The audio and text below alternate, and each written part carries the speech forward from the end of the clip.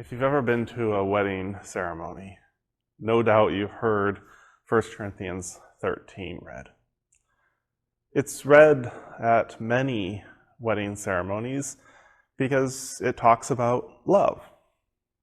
Except probably not the kind of love we think it's talking about. It's really talking about the kind of love that we share in our community. But I wanted to read it a little bit different today and think about what that word love might mean.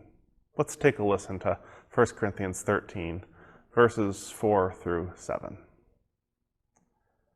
Love is patient, love is kind. It isn't jealous, it doesn't brag. It isn't arrogant. It isn't rude. It doesn't seek its own advantage. It isn't irritable. It doesn't keep a record of complaints. It isn't happy with injustice, but it is happy with the truth. Love puts up with all things, trusts in all things, hopes for all things, endures all things. We read this and we think about this as being love. Love for others in a community, love for those in our lives.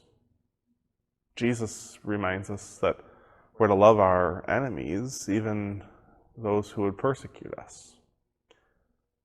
And it's a lot to live up to. It's an admirable understanding of love. Now, this might seem too simplistic, but go along with me. What if we remember that Jesus is love?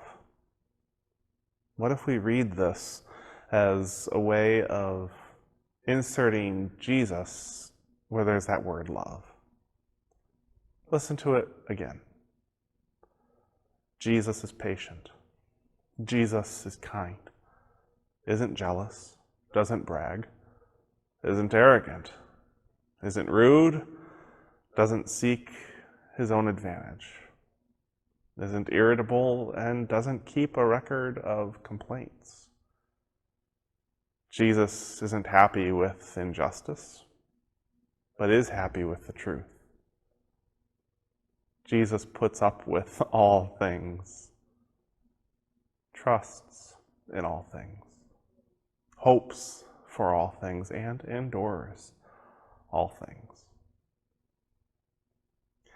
It's not that all of a sudden we now understand what love is. It's that we can be reminded that love and Jesus are interchangeable ways of thinking about who God is. God is love. Jesus is love. If we are to be more loving, then we are to be more like who? Jesus, God. More like Jesus. Amen.